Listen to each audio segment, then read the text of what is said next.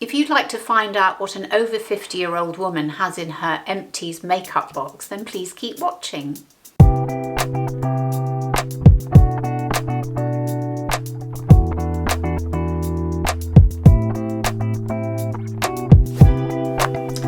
Empties. I haven't done an Empties video for quite some time. If you haven't seen my previous Empties videos, I'll link it up in the corner for you, my new trick, or down below in the description box. So the first product I'm going to talk to you about in my Empties is this Crystal Retinal 1 by Medik. And I started using Medik in about August of this year, so not that long ago. And this was the first one I started on. And the reason I started with this is because I was looking for a retinol that I might not be allergic to, because a couple of years ago, a dermatologist I went to see about something else, about having some of my mold removed, he said to me that when I asked about whether I could use retinol, he said no, he thought I'd be allergic to it. So I didn't touch it, but then I did try a couple of those prescription services, because I thought maybe like Dermatica and Skin and Me, because I thought, well, maybe if I tell them what my issues are, what I'm allergic to, which is basically anything that's got fragrance in it, they'd be able to do me a prescription that would suit my skin. Well, interestingly, I think Dermatica did a prescription which didn't make me react, but didn't really do anything. And also I seem to be building up rather a lot of their tubes, because I wasn't using it as much maybe as they expected me to. And then I tried Skin and Me, but I was definitely allergic to that, didn't get on with that at all. So I went back to the drawing board, as it were, and on the Nadine Baggott forum on Facebook, and if you don't know Nadine, I'll link her channel down below for you. She is fantastic. In fact, I might link it up in the cards as well. And she's amazing. She's a beauty journalist of sort of 25 years standing, very, very knowledgeable about science. Anyway, on her forum on Facebook, I just put out a call just saying I was looking for something that, you know, might be anti-aging, like a retinol, but that I was allergic to any fragrance, and she suggested trying Medik. So that's how I came to it. Anyway, so far so good in terms of it's absolutely fine on my skin. I started very, very slowly, as everybody says, start gradually, because you don't know how your skin's going to react. So that's what I did. And I think I used it twice a week to begin with, and 3 times a week, and then every day. And now I can actually use it on my neck as well. I didn't try my neck to begin with, because obviously the skin's very sensitive, but now I can put it all over and it's absolutely fine. And I'm actually on my second level now. I finished this one a while ago and I'm on my second one. In fact, I've almost finished my second one now.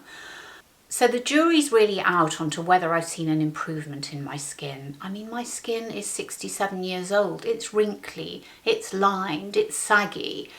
I don't think that retinol, using it at this late stage in my life, is going to make a difference in terms of improving my skin. But what it could do, I hope, is slow down the aging process. That's what I'm hoping, because all dermatologists say that retinol or its derivatives, or tretinoin, which is the strongest prescription strength product, is the gold standard for your skin in terms of slowing down the aging process, or even reducing it perhaps if you're much younger.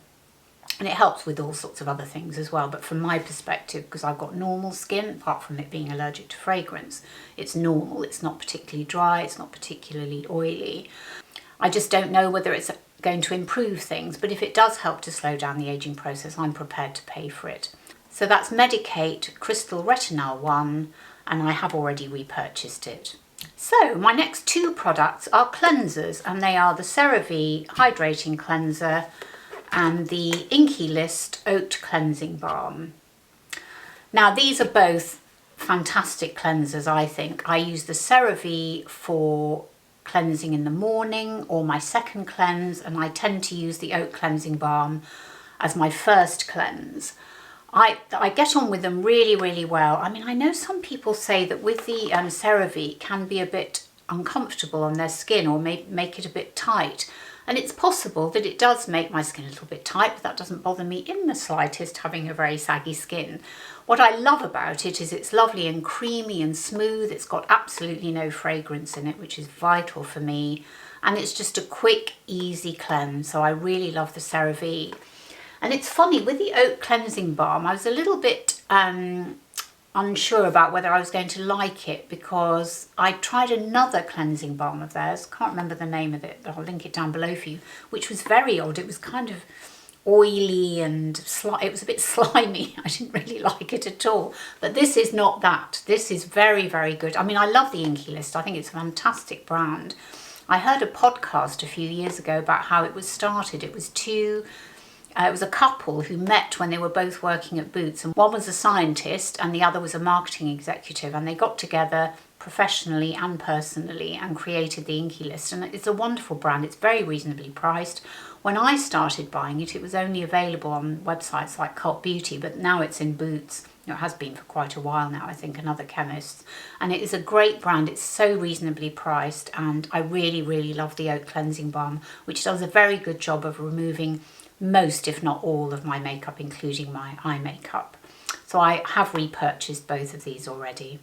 Now, my fourth product, which some of you who have watched my channel before won't be surprised to see, is the Elvive Wonder Water. Oh, I just love this stuff. I really, really love it. And actually, I'm very pleased to see that Mrs. Melissa M, who, if you don't know, has a fantastic channel on YouTube, I'll link it up here and down below for you, she has been raving about it as well. Now, what's interesting is, well, let me tell you a bit about the product first. So this is 8-second Wonder Water. I mean, the one I've got is called Dream Lengths, which is for longer hair, I think.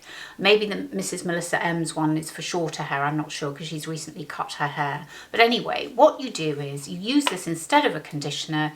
So you wash your hair, rinse off your shampoo, then you apply this straight from the bottle, but all over your hair. Don't put it on your hands, put it straight onto your hair. You know, maybe hold up your hair and drop it on, and you leave it on for 8 seconds. I mean, seriously, 8 seconds. If you put it on your scalp, which I do, being careful not to get it in your eyes, because I did do that once and it was a bit stingy, but it was fine. You put it all over your hair and you can feel on your scalp it heats up. Now, the technology is perfectly safe. It's called Lamella, I think. And it's particular to L'Oreal. I think it's under a patent. But what it does is, instead of putting conditioner, well, it conditions your hair and it makes it silky soft, but it makes it so silky that I find once I'm rinsing it off, and you have to rinse it off afterwards, leave it on for 8 seconds, rinse it off. When I put my hands through my hair afterwards, it doesn't come out in tufts, because I've been losing hair quite a lot. And actually, if you're interested in a video about hair loss and how to manage it, I will link that up in the cards for you, because I have that as a video as well that I did recently. But anyway, it's a fantastic product because you're not pulling out your hair as you rinse it, which for me is fantastic, and it does leave it super silky soft. I absolutely love it. So that is the 8-second Wonder Water by L'Oreal. So that's the 8-second Wonder Water by L'Oreal Elvive.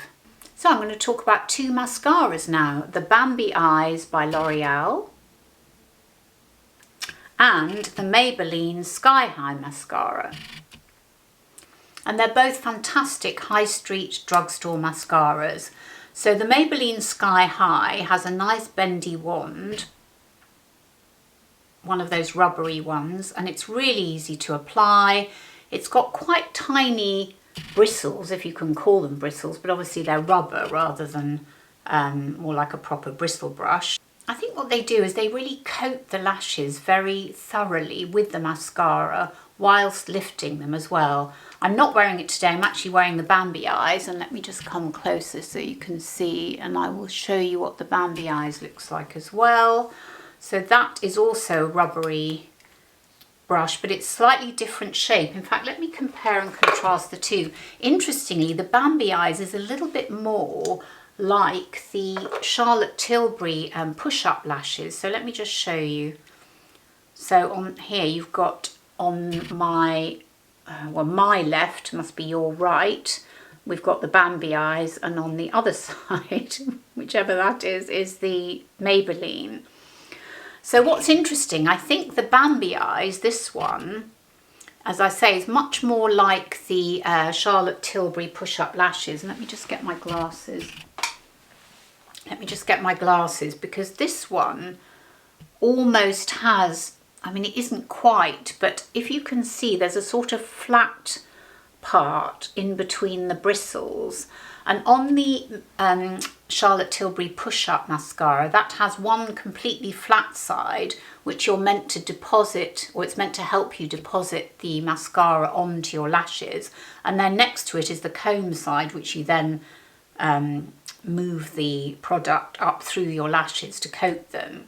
So that's a little bit more like that. I mean, I haven't really been using it like that, to be honest, but this one is just a straightforward brush. I am a real convert to rubber brushes, I have to say, and that does sound a bit dodgy, but you know what I mean in terms of mascara ones, because I think it deposits the colour, the rubber sort of thin bristles deposit the colour onto your lashes better than a classic wand. I really do. Anyway, I've already repurchased these, so these are definitely staying in my makeup bag. The next makeup product in my empties is this concealer by Uoma, and there it is. Now, I was tempted to buy this because it was raved about by Sally Hughes, and I must admit that it was okay. I didn't love it, but it was okay. This is it here, doe foot applicator. I like the idea that it was a new brand. It was a woman-founded brand, and I haven't tried any of their other products, I have to say, but it was okay. It was just okay. I mean, I'll just show you. There is a tiny bit left. Yeah, not very much really. Shade matching was quite tricky. Let me just show you the shade. That was it there, and it's called Woke. There we are. So the shade was fine. I just think it didn't quite fit the bill in terms of not settling into my fine lines and wrinkles. I think it just did a bit of that really, but it was just okay. It was a bit sort of neither one thing or the other. So it's been superseded by the Teint Idole by Lancôme and the super creamy, I think it's called Tarte Shape Tape. And I've done a wear test on them, which I'll link up here for you and down below as well. So I won't be repurchasing the concealer by Uoma. The final makeup product that I won't be repurchasing is this Stila One Step Correct. It's a primer and a colour corrector. It's quite interesting because it's multicoloured. So that's what it looks like. There is a tiny bit left in it. And actually, let's do it here. So it's lovely and creamy. It feels great. And here it is. But I just don't know whether it made any difference to my skin. I don't know whether it colour corrected it. I mean, to be honest, I struggle a bit with colour correcting because I don't feel that I've got particularly dark circles under my eyes. I mean, I've certainly got bags because obviously that's my age. I'm 67, don't tell anyone. But I just don't feel that it really made a difference. And it was quite pricey. I can't remember the cost now, but I'll pop that down below for you. It feels lovely on the skin, but for the price, did I really need it? At the moment, I'm using and I've got it on today, the Pitti Poreless Primer by Elf, which again, I don't know whether it's actually making a difference to my skin or not. I've never been a massive primer fan really, so just not sure whether it makes a difference. But it's a lovely product. I mean, if you're in the market for a colour corrector and primer in one, then you couldn't do any worse than get this. It's a nice product. And I've got a bit of a soft spot for it because the founder of Stila is married to Anthony Edwards, who I was such a fan of when he was in ER as Dr. Green. In fact, I stopped watching it when, spoiler alert, if you haven't seen ER before, Dr. Green dies. Oh, I couldn't watch it after that. I loved him so much. So that's the Stila One Step Correct. So let's talk about deodorants now, and I haven't been able to wear a deodorant or an antiperspirant for about 40 years because when I was about 16, 17, I used shaving foam under my armpits to shave under my armpits rather than just soap and water or whatever it is I used to use. I can't remember what I used before then, but I just thought, I'll just put some shaving foam on. How I even got hold of any shaving foam, given that I lived with my mum, she was a single parent, I don't know. But anyway, that's what I did, and oh my lord, my armpits, they were in absolute agony. They were red raw. I was obviously allergic to the shaving foam. And every time I tried to use deodorant after that, I just couldn't. It was just agony. So do you know what? I just gave up wearing it. Now, I don't think I was smelly in any way. I'm sure my friends and family would have told me if there was a problem. So for years and years and years, I never wore a deodorant or an antiperspirant. To be honest, I didn't need an antiperspirant because I've never been the sweating kind. I don't really work up a sweat when I exercise unless I'm boiling hot. I have been known to have 2 showers a day, so I'm pretty clean and I never thought it was an issue. But I don't know whether it's something to do with being postmenopausal, but I did notice a few months ago that I was a little bit whiffy under the arms. Even after I'd had a shower, I was thinking, what's going on? I've washed, I've cleansed, why am I a little bit whiffy? So I thought, well, this won't do. I'm going to have to find a deodorant. But I knew I'd have to find a deodorant that was unscented, and that is a blimmin' nightmare because even Simple, the company Simple, that makes all sorts of unscented, well, apparently unscented products, and Mitchum as well, which makes deodorants, they all have scent in them. Why? Anyway, I'm really happy to report that I have found a product that doesn't contain scent, and this is it, and it is by Drunk Elephant. In fact, it's the only Drunk Elephant product that I have ever owned to date. And it's got this funny name. It's called Sweet Pitti Deodorant Cream. And this is what it looks like. So you take the top off and then you wind this little thing. It took me ages to work that one out. But this little thing, you just wind it up and the product, well, there isn't any left now, but it comes up through the holes. That's the idea. Anyway, it doesn't smell of anything, but well, I suppose it's empty now, but it did remind me a tiny bit of Copydex, the glue. You know, that stuff that you wind up and then you... Because there is something a bit Copydex about it. But honestly, it works an absolute treat. It really, really does. It's been great. So I have repurchased it and I do use it. The only thing is, because of all these years of not using it, or not using a deodorant, I've really struggled to remember to put it on. I keep moving it around to where I think I'll see it and remember to put it on. So at the moment it's in my knicker drawer, but I still don't always remember to put it on. Luckily everything seems to be fine, even on the days when I don't put it on. But I do try to remember to put it on every day, and that is the Sweet Pitti Deodorant Cream by Drunk Elephant. Okay, so we're coming towards the end and I have 2 more products to tell you about, and I'm afraid I'm not going to be repurchasing either of them. So the first one is the Garnier Ambre Solaire 50 Plus Sunscreen. I just really found this difficult to apply. It's very runny, so the minute you start to put it onto your hand, it just kind of goes everywhere. It does leave a bit of a white cast, although that wears off after a while. Very slightly stingy as well. Yeah, there is a little bit left. Look, there's a tiny bit left. But I just found it, you can see how runny it is. Yeah, not my bag at all, I'm afraid. Okay, we're nearing the end, and the final 2 products are a sunscreen and a lip balm. And the first one is the Garnier Ambre Solaire Super UV 50 Plus. I just didn't get on with this. I mean, I have used it all, but it was very runny and very, not sticky, but just left a white cast, a little bit stingy. It worked. I mean, obviously it worked as a sunscreen, but I just didn't enjoy using it. So I'm afraid I won't be repurchasing that. And I have actually found, I think, a Holy Grail sunscreen, which is from Beauty Pie. I'll link it down below for you, and I will be doing that in a favourites video a bit later on in the year. And the last product is the lip balm by Frank Body, which is this one. It looks like this. It's a perfectly fine lip balm. It's okay. It was quite difficult to get out of the tube to begin with. There is a tiny bit left, as you can see. I just didn't love it. It was all right, but I'm not really in the market for lip balms. I think it was when my skin was quite dry a few months ago. I thought I would, or my lips were quite dry. I thought I would try it, but I'm not sure it made a massive difference really. But it's a pleasant product, and if you're in the market for a new lip balm and it's not scented, which is obviously key for me, then give it a go. So there you have it. Those are my 11 products in my Empties box, some of which I'll be repurchasing and some I won't.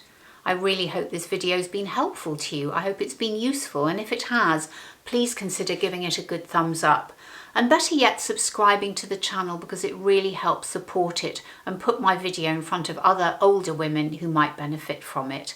And leave me a comment below. Let me know, have you tried any of those products? And if you have, which ones would you repurchase and which you wouldn't? I'd really love to hear from you. And thanks again so much for watching, and I'll see you on the next one.